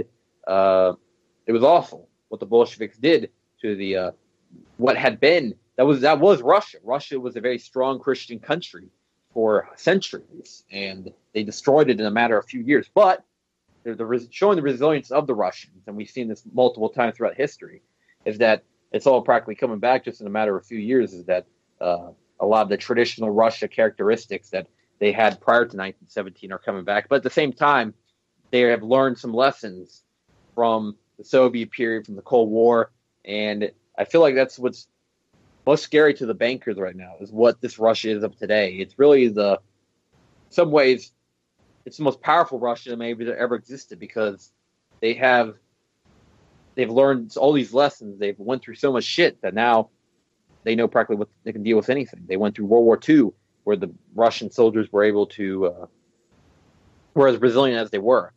And ultimately, in that war, in their battle against the Nazis, that Germany was pretty close to actually, totally taking over Russia at one point. But they eventually pushed them back at Stalingrad. And whatever you think, who you think was the good person in the war, I don't believe there was any good side in that war. I think the only lone leader that I'll actually say was a decent person was probably Tito. And Tito ultimately was, he was technically an ally, but I would say he was almost like neutral. He was really fighting both sides in one way. The Soviets didn't give him any support. If anything, might have been actually clashing at him. Just a few years later, they would have a major fallout, and Tito would be on the would be against both sides of the Cold War. In fact, he was a hostile to both the Soviets and the Americans during the years of Stalin. Then later they kind of had a easing of relations between Yugoslavia and the Soviet Union after Stalin's death. But they were pretty much, technically, they were a enemy to both sides of the Cold War. But going back to Russia, Tito. Well, all right. So, I mean, there's one more way that is kind of like a real in-your-face way that Tito was not a part of the Soviet Union, was not a part of the Warsaw Pact. After the war, the Yugoslavians had a rifle, the BZ-54, and that used a completely Yugoslavian cartridge. There was no other production of it anywhere in the world, and it was a 7.62 by 4.5 cartridge, which was right in the middle of the two Russian cartridges of the time, and it was completely theirs. The Russians didn't make anything with it, and that was kind of Tito giving the finger, I think, to the Soviet Union. We're not going to fit in your supply system. We're doing it our way. I think that's kind of pretty gutsy. That ammunition, by the way, is extremely rare, and people come across it. I've seen like 20-round boxes of that stuff selling for like $100. Yeah, they definitely did not support the Soviet Union's ways on doing many things. And he had a totally different economic policy. The whole self-management concept was really, if you look at it one way, it was what socialism claims to be, really in its purest form. The Soviet Union wasn't. The Soviet Union was purely, ultimately, just the state controlling the entire mode of production, when socialism is supposed to be about the workers controlling the mode of production. And at least in the early years of Yugoslavia, they experimented with that, while the Soviet Union was always centralized state plan of economics, and ultimately the people had very little input either. That you could say, well, maybe the people had an input on how the state did their economy, but however, that wasn't true. That it was just a few Soviet elite. It was pretty much just a red version of an oligarchy, you could say, was a lot of the Soviet years, and it was the same way in China as well. With that Maoism and Stalinism, and Bolshevikism, it's all the same coins of. It's the same coin in the end. It's different sides of the same coin, and in fact, Mao and Stalin were known to be very similar to each other. In fact, Khrushchev noted this. He said that when he heard Mao talking and he closed his eyes, he could hear Stalin talking, which makes me think that when Khrushchev was that critical of Stalin and that critical of Mao, I think he knew that these people, obviously he knew that Stalin was a terrible person, and he also knew that Mao, he probably predicted that Mao would end up doing the horrible things they do in the late 60s as the Great Leap Forward. That's why he ditched the relationship with China. I think that, I'm not going to say definitively, and this is just an opinion, but I think that Khrushchev might have been one of the good ones, and I think that's why he was taken out the way he was. They let him live. I think that he wasn't trying to pursue an outright confrontational, let's go to war. I think he was actually trying to work with Kennedy. I truly do, yeah. Well, that's what. Yeah, they were very. I agree with you. They were pretty close to, and from what I've read, they were nearing some kind of long-lasting agreement to pretty much end the Cold War and end the nonsense that the Cold War was. And if you look at the Cold War, it was the biggest moneymaker practically of all time for the bankers. They made so much money off the arms, so much money off the posturing and the military posturing, and all these proxy wars. Then Vietnam, Korea, so many horrible wars were. Is that ultimately the Cold War wasn't a victimless war. There was many people that were killed in the Cold War. With these little proxy wars in Africa and Middle East, really. Ultimately, in the end, they are both were taken out the way they were. It was literally like 6 months of each other. Khrushchev and Kennedy are out of their respective positions. Also, an interesting fact is that Kennedy and Castro were actually nearing some kind of. Apparently, they were about to patch things up as well. I think that either Fidel, I think it was Kennedy, was reaching out to Fidel like 2 days before he died.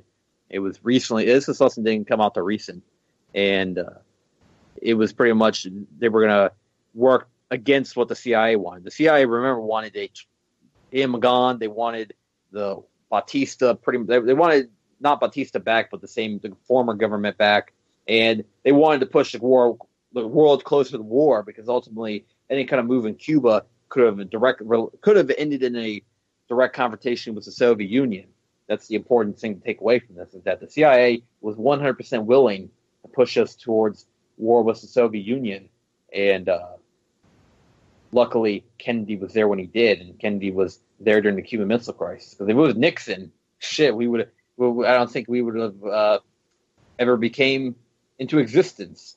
The world might have ended right there in 1962. Yeah, it seemed back then there was like kind of a fascination with playing with like right on the edge of nuclear annihilation, and really just like in the last 6 months. I mean, haven't we like kind of returned to that? I mean, you know, you can only kick the Russian cahoots thing so much, but I mean, my brother and I were speaking about it, that we hadn't seen propaganda being pushed like this against the Russians since, like, you know, the early 80s. You probably have to go back to about 1980. I mean, we were kids, man. And if kids pick up on, you know, the propaganda, it's fairly pervasive. You'd have to go back to 1984 before Gorbachev got there, probably to find propaganda against the Russians that was that strong. Because as soon as Gorbachev got there, then they pretty much they started to ease the relations, and Reagan was going over there regularly, and then the wall came down and everything. But yeah, in '84 we were pretty close to nuclear war as well. I mean, we had a Grenada happen in '83 actually, but that was a very tense point, and there was different proxy wars going on throughout Central America. And nowadays, I think that the point we are right now, the tensions between the United States and Russia is almost at the level that we were in the 1950s, maybe even we're nearing Cuban Missile Crisis status. I mean, it just will take one event, and we're going to be right back where we were right there in 1962 with what's going on in Syria right now. But however, I believe that we're in a different position because we have Vladimir Putin on the other side, and we have instead of having somebody like Brezhnev or Stalin or something like that, I think we have a very smart and level-headed person in Russia that, you know, he's obviously being provoked. He has many chances to have started invasion into Ukraine or have went into Syria with 100,000 troops, but he hasn't, because he knows what would be the end result. He's shown a lot of restraint in this entire fallout between him and the United States. About 5 years has now went on. Cold War II. I mean, it's officially a new Cold War.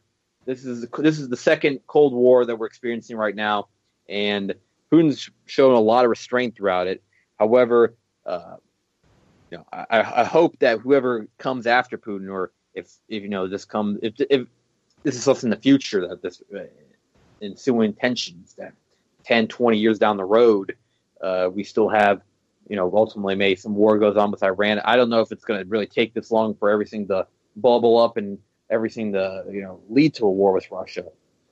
But I hope that whoever Putin puts to succeed him, which potentially might be next year, there seems to be a lot of uncertainty whether it'll be Medvedev, and Medvedev will take it for 2 years, and then Putin will be back. Well, no, there's a lot of uncertainty what's going to happen, and in fact, Putin could run again. That's the thing; he could run again next year, but seems to be this idea that he might not want to. He might be just ready to retire. He is 66 years old next year, and he doesn't want to. He seems to have a lot of stuff to enjoy.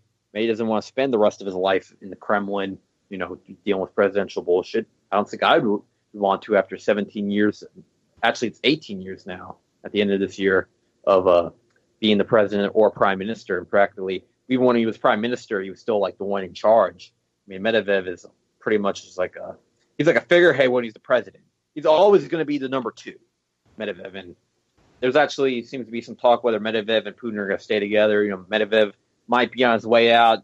There's actually talk that one of his defense minister, Shoigu, might be the next president, which would be pretty interesting because he's ethnicity.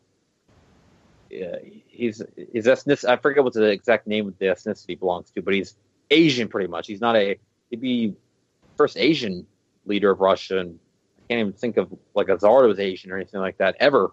And he's also Buddhist. Pretty interesting, which I guess that's good because usually they're pretty peaceful people. So I'm guessing he'll still be pretty level-headed. Also, he is the one that's he's also must have shown some restraint as well if he's the one that's has a lot of control over the armed forces. He's the defense minister, and he hasn't done more than he already has.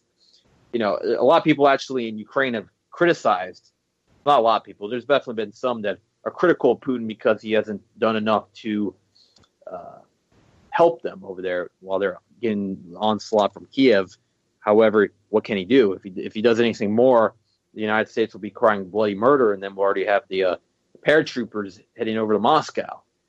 There's really so how do you feel about like the actions of the Azov battalion in the Ukraine? You know, the avowed neo-Nazis that have undying Israeli support.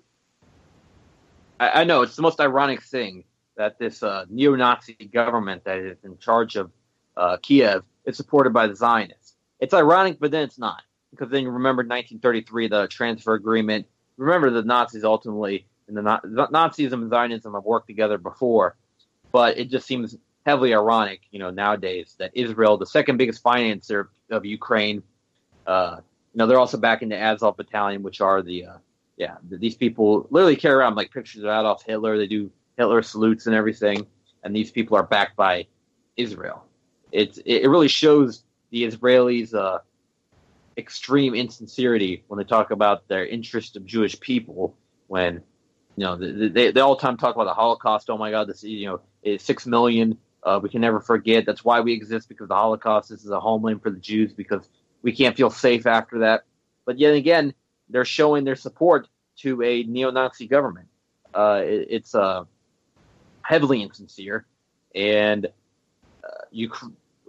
how many people have now ended up dead over there in Ukraine? Thousands, 10,000 people are now dead because of this new civil war. It barely even scratches the surface of the news. That's what's the most surprising thing about it, is that this war that's going on in a European country, Ukraine, is barely talked about on our news. And when they do talk on the news, they try to make, oh yeah, it's Putin thugs that are killing people in Ukraine. I mean, I've seen these like horror stories. Like I saw one that they tried to say that Russia has moving crematoriums to going to the well once too often, folks. You know, seriously, Chris, what's the difference between a cow and the Holocaust? You can only milk a cow for 70 years, right?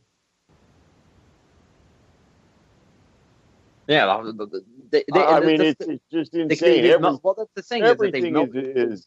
I'm surprised they haven't started moving in soap in lampshade factories. Well, the Holocaust, they've been talking about that for 70 years, and you forget to mention, they should mention that 6 million Jews might have died in the Holocaust, but 27 million Russians were killed by the Nazis, and a lot of those people civilians. Of course, there was combat troops in there. 5 million non-Jewish people were killed in the Holocaust. I mean, it's ultimately, it's so disproportionate that they made it seem like all about the Jewish victims when 33 or 30, 40 people. You're going to make it all about the Jewish victims when you control the media. I mean, that's just how it is. I mean, it might be an unpleasant statement and may rustle jimmies, but I mean, it's not the Orion or the O'Reilly or the O'Brien entertainment group. It's the Weinstein entertainment group, right there. You know what's really telling, though, is that there is Oliver Stone. Remember when he said a statement pretty much saying like what we were saying, that why is the Holocaust mentioned so much? It's like it is. I think he even said one time like, oh yeah, Stalin killed like 20, 30 million people. Why does Hitler get all the attention? It's because the Jews, and he said because the Jews run the media. He was forced to apologize. And he did apologize because he didn't want his career getting totally thrown down the drain. But Stone, you look at LA Times writer Joel Stein, he wrote an article that said, who runs Hollywood? And he's straight and to the point. It is the Jews. And it was it's probably one of the LA Times most viewed articles ever. And they've actually had to change the title of it twice because, there's no really any kind of way to say the content of Mr. Stein's article without offending somebody. Well, it's not. It's not that big of a problem if a Jewish person says it. I've seen this before, like articles like they said that the Jews run Hollywood or the media or whatnot. But if a Jewish person says, it's not that big of a deal. And of course, like another disclaimer to people that just tuned into the show and this is their first time ever listening to me, is that obviously I'm not anti-Semitic, but there's obviously a disproportionate representation of Jewish people in our media, and they're all belong. That all these Jewish people have one thing in common, is that they're supportive of Israel and supportive of Zionism. They're Zionists. Zionism is pervasive in all our different aspects of our society, it seems, and ultimately it's the Zionist lobby's, death grip that they have on the United States. And one example of this is that the people that I've had on my show before, the survivors of USS Liberty, how many people even know what was the USS Liberty? That Israel attacked one of our ships in 1967. By the way, I got I showed you my T-shirt that I got. By the way, if you want to do something cool to the people, different activists out there, and want to, have a few bucks to shell out and shell out to a good cause, USS Liberty storefront. You just look up USS Liberty store. They got shirts, hats. I got a pretty dank shirt. Dank. That came out effortlessly. I didn't even try to be cool there. I just said dank, but yeah. It's a tight shirt. It's a fly. It says U.S. Remember the Liberty. It's $25, and I actually didn't even order two. I paid $25, and they accidentally sent me another one. I was like, well, I can give it that to another person, rep your cause, and they were pretty much fine with it. I thought they double charged me, but I made sure they didn't, and that was some luck there. But yeah, $25, and you get a shirt, you can get bumper stickers, you can get quite a bit of stuff. You can even get like cigar lighters and stuff, and they got like I guess for the more made for your Navy collectors, people that collect Navy memorabilia, they got like a plaque you could buy there for like $125. So they got all kinds of stuff that check out, and they're trying to make a movie. I saw a few of the USS Liberty veterans were they made like a trailer for their movie that they're trying to get funded. That's the problem, is they're trying to get the money for the CGI and everything, but be the first time that a movie of this nature would ever be made of showing their what they went through. That Israel killed 34 people, 34 Americans were killed on the high seas on June 8th, 1967, and 171 were injured, including some of the people that I interviewed. Practically, I think it was like 200 something sailors were on that ship, 171 were injured, so most of the sailors were injured one way or another. 34 were killed, and it was an ongoing attack. It wasn't like they hit the ship for a couple minutes or something like that. I was like, oh shit, we didn't realize. No, it was like a couple hours, I believe, they were attacking the USS Liberty. And then they tried to say that was Egypt. That was the plan, that they were going to say that Egypt did it, and they were going to pull the United States into the war. However, it fell apart on them. Lyndon B. Johnson was quoted as saying, I don't care if every one of those men drowned, we're not going to embarrass Israel. Also, the ship was clearly marked as American, so the Israeli lie that they made a mistake and they thought it was an Egyptian ship has no ground whatsoever. And anybody that believes that is falling right into their propaganda. And that's what I see some people that know about the USS Liberty, they believe the official story. The official story has no bearing. And if you believe that, also realize that almost every sailor that's on that ship is probably against you, because that's pretty much consensus I've gotten from everyone that was actually on the ship. That was an intentional attack by Israel. Well, Israel paid out on it. I mean, they admitted culpability, and what's really interesting is the lack of knowledge about it. Anytime it's mentioned in any sort of social media and anything that provides a comment area, it's rapid that there is just virulent and rabid defense that shows up, refuting any sort of like, hey, how come I didn't know this? Well, why didn't they talk about, it was just an accident. It was a simple mistake. We thought it was an Egyptian horse freighter. Well, yeah, isn't that real telling how quick people are to defend them? That people, ultimately, there's one word for that comes to mind. You're talking about comment sections on the internet. Hasbro.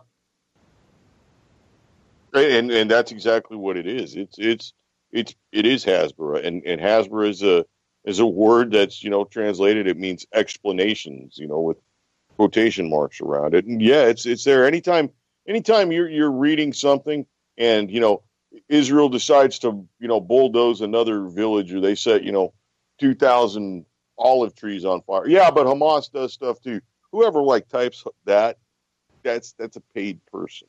That is Hasbro. That's probably somebody in the Israeli military or somebody who's receiving funds from the Israeli government, whose job it is to do that. Well, they pay students, I believe, was it $2,000 a year? Maybe it's $2,000 a month. I don't know what exactly the number. I know they pay students to post pro-Israel stuff on the internet. And one of the major things I've seen, there's different narratives they go to as well. Also I see that Israel is necessary to the world narrative. They try to make it seem like Israel's behind all this innovation, and that if you want to boycott Israel, you have to boycott pretty much all modern society or all modern civilization. They make it seem like, oh yeah, we're responsible for computers, all these healthcare advancements, all this, which ultimately, if you want to credit any person or entity for our modern way of life, then I would say probably Nikola Tesla is that guy. However, on a whole different note, if that's one of the things I've seen from Israeli trolls, and they're really see-through. It's really easy to see who's an Israeli troll. Sometimes they pose as, I think a lot of times they'll be decent-looking women will be the people they'll comment. I think just because they're a lot harder to, or not a lot harder, but people are less likely to lash out at them. I don't know, than if it was just if they had some fat guy or whatever as their troll. There's tons of trolls out there that belong to Israel, United States government. They pay good money for. There's people that's their job. They sit behind a computer and post misinformation all day. And there's even people inside the alternative media that are like that and are, the post. I truly believe that there's the flat Earth thing was originally a CIA psyop type thing in order to discredit the truther community, because we're talking about the flat Earth. It's kind of like Alex Jones. Alex Jones as a whole is pretty much just a giant disinformation agent. And Alex Jones is a joke. Why do you have to make fun of a simple water filter salesman who occasionally offers you a great deal on powdered energy drinks that taste like tangerine? Male vitality pills. Remember that? Male vitality pills. The man's offering a service. Yeah, it's like, oh yeah, get the Alex Jones water filter and make sure you get the male vitality pill. Have you seen the pictures where he's talking about how it shows his progress and it's practically the same person, but he's just a little bit redder in the picture afterwards. Come on, come on, at least be a little bit better with your marketing.